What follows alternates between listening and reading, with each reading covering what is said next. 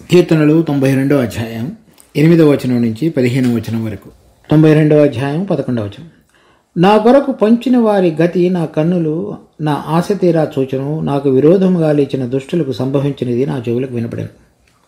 ఇది ప్రభువైన యేసుక్రీస్తు మాత్రమే కాకుండా ఇప్పుడు ఆయన యందు విశ్వసించిన మన అందరికీ కూడా మన మనోనేత్రాలు వెలిగించబడి మన యొక్క చెవులు సరైన విధంగా విప్పబడినప్పుడు ఏ విషయాలైతే దేవుడు రాబోయే దినాలలో జరిగించబోతున్నాడో అవి చూడగలిగినట్లుగా, ఏ విషయాలైతే మనకు తెలియజెప్పాలని కోరుతున్నాడో అవి వినగలిగేటట్లుగా మరి నూతన నిబంధనలో మనకున్నాయి. చూడండి, యోహాను సువార్త 16వ అధ్యాయం 13వ వచనం. అయితే ఆయన అనగా సత్యస్వరూపి అయిన ఆత్మ వచ్చినప్పుడు మిమ్మును సర్వసత్యములోనికి నడిపించును. ఆయన తనంతట తానే ఏమీ బోధింపక వేటిని వినునో వాటిని బోధించి సంభవింపబో సంగతులను మీకు తెలియచేయను. ఆ పరిశుద్ధాత్మ దేవుడు ఆ కన్నులకు మనకు రాబోయే దినాలలో శత్రువు యొక్క గతిని, తర్వాత దేవుడు ఏ విధంగా జరిగించబోతున్నాడో ఆ మాటలను వినగలగటానికి కావలసినటువంటి చెవులు, తెరవబడిన చెవులను అనుగ్రహించడం మాత్రమే కాకుండా ఆ విషయాలను పరిశుద్ధాత్మ దేవుడు తెలియజెప్పేవాడుగా ఉన్నాడు. అదే అంశాన్ని పౌలు 1 కొరింథీ 2వ అధ్యాయంలో చెప్తున్నాడు, 9వ వచనం నుంచి. ఇందును గూర్చి దేవుడు తను ప్రేమించు వారి కొరకు ఏవి సిద్ధపరచను అవి కంటికి కనబడలేదు, చెవికి వినబడలేదు, మనుష్య హృదయమునకు గోచరం కాలేదు. కానీ కీర్తనకర్త ఏం చెప్తున్నాడంటే, నా కనులు చూచెను, నా చెవులకు వినబడెను. అలాంటిది నూతన నిబంధనలో పరిశుద్ధాత్మ యొక్క తాకిడి చేత వెలిగించబడి మనోనేత్రాలు దేవుడి యొక్క ఉద్దేశాలను చూడగలిగిన రీతిలో పరిశుద్ధాత్మ యొక్క సంబంధము, సహవాసత కలిగి ఉన్నారో వారికి 10వ వచనంలో చెప్తున్నాడు, మనకైతే దేవుడు వాటిని తన ఆత్మ వలన బయలుపరుచున్నాడు. ఆ ఆత్మ అన్నిటినీ దేవుని మర్మములను కూడా పరిశోధించుతున్నాడు. కనుక పరిశుద్ధాత్మ దేవుడు మన ఆత్మతో దేవుడు ఏదైతే శత్రువుల యొక్క గతిని గురించి కానీ, మనకు సంభవింపబోయే విషయాలను గురించి కానీ మనం చూడగలిగేటట్లుగా, వినగలిగేటట్లుగా పరిశుద్ధాత్మ ద్వారా మన జీవితంలో తెలియపరిచేవాడుగా ఉన్నాడు. ఆ విషయాన్ని ఈ కీర్తనకారుడు చెప్తున్నాడు. 11వ వచనంలో, నా కొరకు పొంచిన వారి గతి నా కన్నులు ఆశ తీరా చూచెను, నాకు విరోధంగా లేచిన దుష్టులకు సంభవించినది చెవులకు వినబడిను. ఏదైతే రాబోయే దినాలలో శత్రువు ఓడించబడతాడో, మనం ఏదైతే 19వ అధ్యాయం ప్రకటన 20వ అధ్యాయంలో చూసామో వాటన్నిటినీ కూడా ఇప్పుడు ఈ లోకంలో ఉన్నటువంటి విశ్వాసులు అది దేవుడు జరిగించబోయేటువంటి ఆ కార్యాన్ని చూడగలిగి సరైన విధంగా అవగాహనలతో ఈ లోకంలో వాళ్ళు జీవించేవారుగా ఉన్నారు. తర్వాత 12వ వచనం, నీతివంతులు ఖర్జూర వృక్షం వలె మొవ్వు వేయుదురు, లెబనోను మీద దేవదారు వృక్షం వలె వారు ఎదుగుదరు. అటువంటి ఆ రాజ్యం చేయటానికి లేక యాజకులుగా 1000 సంవత్సరాల పరిపాలనలో వారు ఉండగలగటానికి కావలసినటువంటి వారి యొక్క భూమి మీద జీవితాన్ని గురించి ఇప్పుడు చెప్తున్నాడు. అలా ఉండబోయేటువంటిది, జరగబోయేటువంటిది. ఇప్పుడు అటువంటి దానిలో పాలు పొందబోయేటువంటి రాజులుగా, యాజకులుగా దేవుడు వారిని ఎంచబడటానికి మునుపు వారు భూలోకంలో జీవించేటువంటి ఈ సమయంలో ఇక్కడ వారు ఎలా ఉంటారంటే ఖర్జూర వృక్షం వలె మొవ్వువేదురు. అంటే వారు ప్రభువైన యేసుక్రీస్తునందు విశ్వాసం ఉంచి నీతిమంతులుగా తీర్చబడటం మాత్రమే కాకుండా వారు నీతి ఫలాలతో కలిగి జీవించేవాళ్ళుగా ఉంటారు.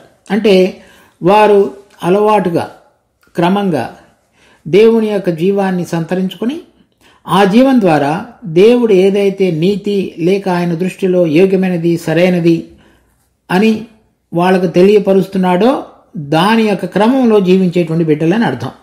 ఈ ఖర్జూర వృక్షం అనేటువంటిది ఎక్కువగా వర్షం లేనటువంటిది, ఇసుక ఎడారులలో మరి పెరిగేటువంటి చెట్టు. అక్కడ నీరు, వర్షం తర్వాత అవన్నీ కూడా ఏమీ సమృద్ధిగా దొరకవు. కనుక ఈ నీతివంతులు లేక యేసు ప్రభువునందు విశ్వసించిన వారు ఈ లోకంలో వారికి కలిగినటువంటి విపరీతమైనటువంటి వాతావరణ పరిస్థితులలో ఏ విధంగా ఖర్జూరపు చెట్టు ఫలించేదిగా ఉన్నదో, వారు బయట ఉన్నటువంటి పరిస్థితుల ప్రభావంగా అంతరంగంలో ఉన్నటువంటి ప్రభువును తో ఉన్న సంబంధాన్ని బట్టి వాళ్ళు ఫలించేవారుగా ఉంటారు. కానీ ఈ వెలుపల ఉన్నటువంటి పరిస్థితులకు ఆధారంగా వాళ్ళ యొక్క ఆత్మీయ జీవితం ఉండదు. వాటన్నిటినీ ఇంకా క్రమంగా వాటి ద్వారా నేర్చుకొని అంతరంగంలో ప్రభువును ప్రతిష్ఠించుకొని ఆ ప్రభువులో ఉన్నటువంటి జీవం ద్వారా వారు మంచి రుచి కలిగినటువంటి ఫలములను ఫలించేవారుగా ఉంటారు. చూడండి, ఫిలిప్పీ పత్రిక 1వ అధ్యాయం 9 నుంచి 11 వచనాల వరకు చెప్పబడిన దాంట్లో చివరి భాగంలో నేను చదువుతున్నాను. ఇందువలన దేవునికి మహిమయు స్తోత్రమును కలుగునట్లు మీరు యేసుక్రీస్తు వలననైన నీతి ఫలములతో నిండుకొనిన వారై క్రీస్తు దినమునకు నిష్కపటులను నిర్దోషులను కావాలని ప్రార్థించుచున్నాను. ఈ నీతి ఫలాలు కలిగి ఉండాలని పౌలు ఫిలిప్పీలకు రాసినటువంటి వారి విషయంలో ప్రార్థిస్తున్నాడు. కనుక యేసుక్రీస్తునందు విశ్వసించిన మనందరం కూడా ఉచితంగా నీతిమంతులుగా తీర్చబడిన తర్వాత ప్రభు యొక్క జీవాన్ని కలిగి ఆ జీవం ద్వారా నడిపించబడుతూ దేవుడు ఏదైతే నీతిని ఎంచుతాడో అటువంటి విధంగా కార్యములు చేస్తూ జీవించేవారుగా ఉండాలని అర్థం. ఈ చెప్పబడుతున్నటువంటి రాజులు యాజకుల సమూహంగా చేయబడినటువంటి భవిష్యత్తులో ప్రభుతో కూడా కలిసి రాజ్యం చేయబోయేటువంటి వారి యొక్క సమూహం యొక్క గుర్తు ఈ నీతి ఫలములు ఫలించేవారని అర్థం. ఆ ఫలింపు అనేటువంటిది ప్రభు యొక్క జీవం ద్వారా మాత్రమే జరిగించేటటువంటిది. ఈ లోక సంబంధమైనటువంటి ఇక్కడ ఉన్నటువంటి వనరులు, వసతులు, వారికి కలిగినటువంటి యోగ్యత, తెలివి, జ్ఞానము వాటి ఆధారంగా కలిగింది కాదు. తర్వాత లెబనోను మీద దేవదారు వృక్షం వలె వారు ఎదుగుదురు. ఈ దేవదారు వృక్షం అనేటువంటిది తిన్నగా నిటారుగా ఆకాశం వైపు చూస్తూ జీవించేటువంటి జీవితం. ఈ ఖర్జూరపు చెట్టు అంత ఎత్తుగా ఎదగకపోయినప్పటికీ విపరీతమైన పరిస్థితులలో కూడా ఫలింపులోనికి తీసుకురాగలిగినటువంటి జీవాన్ని కలిగినటువంటి దానికి గుర్తు. ఈ లెబనోను మీద దేవదారు వృక్షము వారికి కలిగినటువంటి పరలోకపు దృష్టి, తర్వాత ఈ లోక సంబంధమైనటువంటి వారమే మేము కాము, రాబోతున్నటువంటి మహిమ కొరకు ఎదురు చూస్తూ మరి ప్రతి ఒక్క అంశం మీద పరలోకముందున్నటువంటి దేవుని చేత నడిపించబడటానికి ఆయన యొక్క ఆత్మ ప్రభావం కింద ఉన్నటువంటి బిడ్డలమని తెలియజెప్పబడేదానికి గుర్తు. వారు ఎటువంటి పరిస్థితుల్లో కూడా వంకరగా కాకుండా తిన్నగా, అంటే ప్రభువు యొక్క సౌందర్యాన్ని, గుణాన్ని తెలియపరుస్తూ జీవించేటువంటి గుణానికి వారు గుర్తుగా ఉన్నారు. కనుక ఎవరైతే రాబోయేటువంటి విశ్రాంతి కాల 1000 సంవత్సరాల పరిపాలనా సమయంలో ప్రభువు వారిని యోగ్యులుగా ఎంచేవాడుగా ఉన్నాడు అంటే రక్షణ పొందిన వారందరూ మాత్రం కాదు, కానీ రక్షణ పొందిన తరువాత ప్రభువు యొక్క జీవాన్ని తెక్కలిగి ఆ జీవం ద్వారా నడిపించబడుతూ నీతి ఫలాలు ఫలించుతూ బాహ్యంగా ఉన్నటువంటి పరిస్థితుల ప్రభావంగా కాకుండా వారిలో ఉన్నటువంటి ప్రభు యొక్క జీవం ఆధారంగా జీవించుతూ పరలోకపు గమనం కలిగి పిలువబడినటువంటి పరలోకపు పిలుపు, పరలోకపు పౌరసత్వము, పరలోకపు గుడారము, పరలోకపు సేవ, ఆ అంశాల ఆధారంగా పైకి చూస్తూ జీవించేటువంటి బిడ్డలోని అర్థం. తర్వాత 13వ వచనంలో యెహోవా మందిరములో నాటబడిన వారై వారు మన దేవుని ఆవరణములలో వర్ధిల్లుదురు. పాత నిబంధనలో దేవుని యొక్క మందిరము, ఆవరణం అనేటువంటిది మనం చూస్తాం. ఆ మందిరంలో ఇశ్రాయేలీయులకు ఉన్నటువంటి 12 గోత్రాల యొక్క ప్రజలు, వాళ్ళలో ఒక గోత్రాన్ని దేవుడు ఆయనకు పరిచారకులుగా, సేవకులుగా, యాజకులుగా ఉండటానికి ఏర్పరచుకున్నాడు. వారిలో 3 కుటుంబాలు ఉన్నాయి. దాని గురించినటువంటి వివరణ సంఖ్యాకాండం 4వ అధ్యాయంలో చెప్పబడింది. కహతీయులు, మొరారీయులు, గెర్షోనీయులు అని. వారిలో మరలా కహతీయులు అంటే అహరోను అతని కుమారులు మరి పరిశుద్ధ స్థలములలో పనిచేసేటువంటి వాళ్ళు. మిగిలిన వాళ్ళు ఆ వెలుపల ఉన్నటువంటి ఆవరణములలో దేవుని మందిరంలోనే పనిచేసేవాళ్ళు. కనుక చూడండి వివరణ ఎలా వస్తున్నదో. 12 గోత్రాలలో నుంచి ఒక గోత్రాన్ని ఎంచుకున్నాడు. ఆ ఒక గోత్రంలో ఉన్నటువంటి 3లో నుంచి మళ్ళీ ఒకరిని ఆయనతో సమీపంగా ఉండటానికి ఎంచుకున్నాడు. కనుక విశ్వాసులమైన మనలో కూడా, జయించిన వారిలో కూడా ఆ ఆవరణములలో ఉండటం అనేటువంటిది ఇప్పుడైతే ఎవరైతే అభ్యాసం చేయరో అటువంటి వారు ఎటువంటి విధంగా దిగబడిపోయే అవకాశం ఉన్నదో మరి గమనించాలి.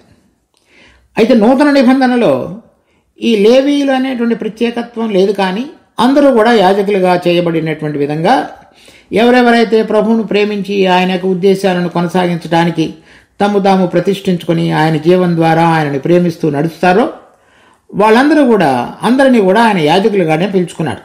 1 పేతురు 2వ అధ్యాయం 9వ వచనం.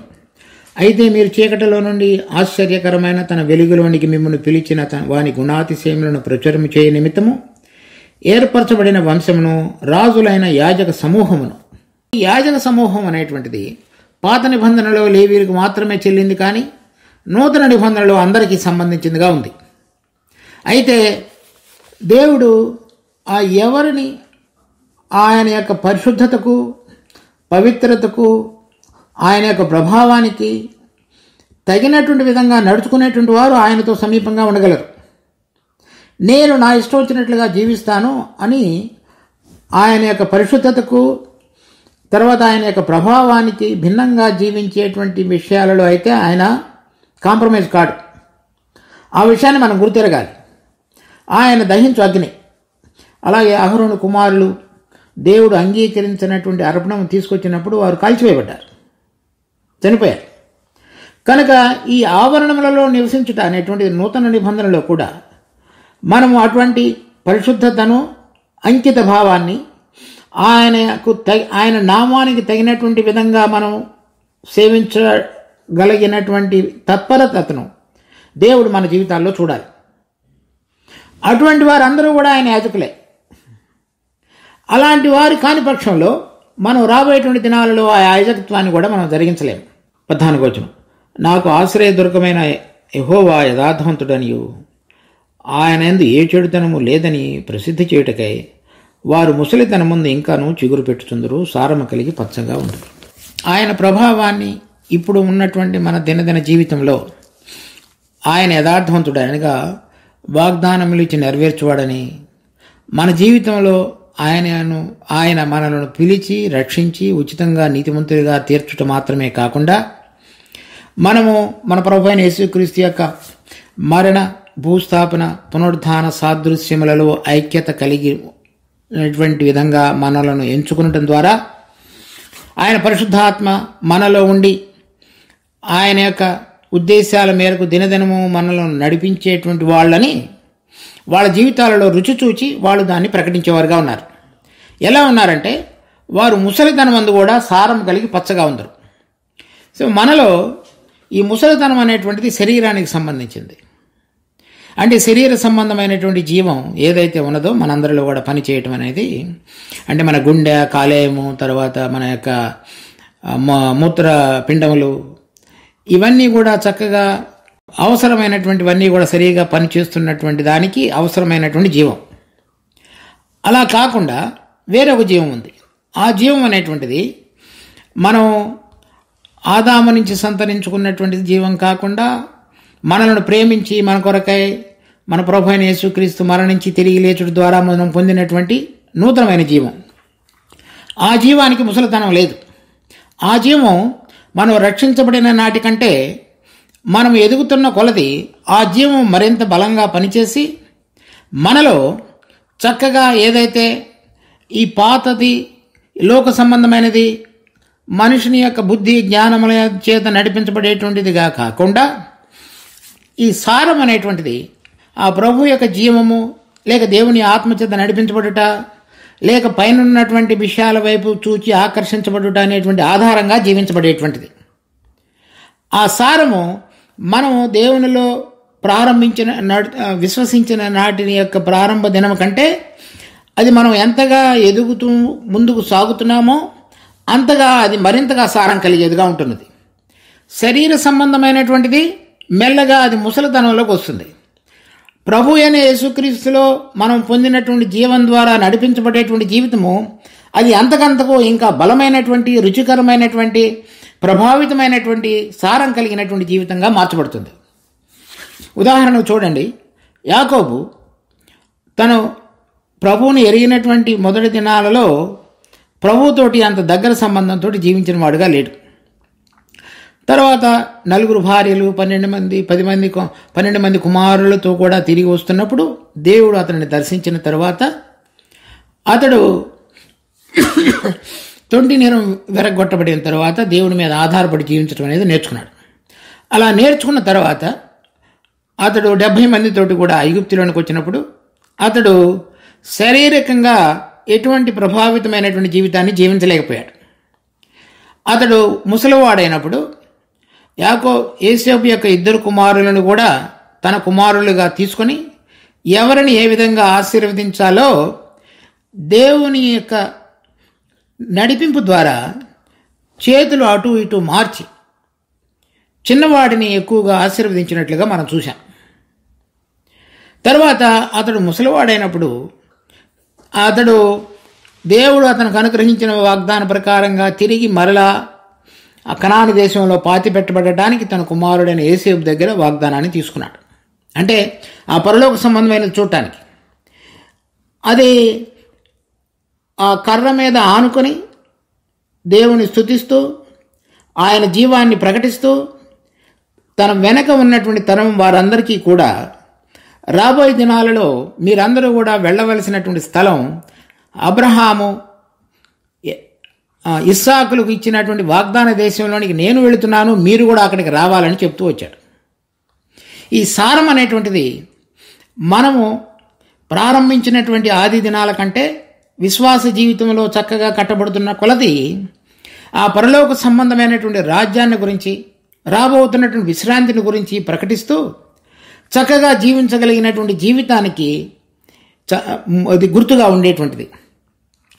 అది మరి మన జీవితంలో ఆ ఆత్మచేత చక్కగా నడిపించబడుతూ దేవుని యొక్క జీవం కలిగి మార్పు చెందినటువంటి ఆ సారవంతమైన జీవితాన్ని మనము ఎదుగుతున్న కొలది, అంటే వయసులో ఎదుగుతున్న కొలది అటువంటిది మనలో ప్రభావితంగా కనబడాలి.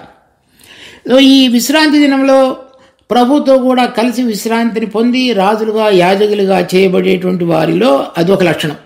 కనుక మనందరం కూడా ఆ రాబోతున్నటువంటి మహిమ కొరకు దేవుడు మనలను సిద్ధపరిచి ఏ ఉద్దేశంతో అయితే ఆయన మనం పిలుచుకున్నాడో ఆ ప్రకారంగా జీవించగలగటానికి ఆయన ఆలోచనలు అతి గంభీరములైనగా దాని యొక్క ఉద్దేశాన్ని మరింతగా తెలుసుకొని ఆయనకు చేరువుగా జీవించగలగటానికి దేవుడు మనందరికీ కృప చూపించడం గాక.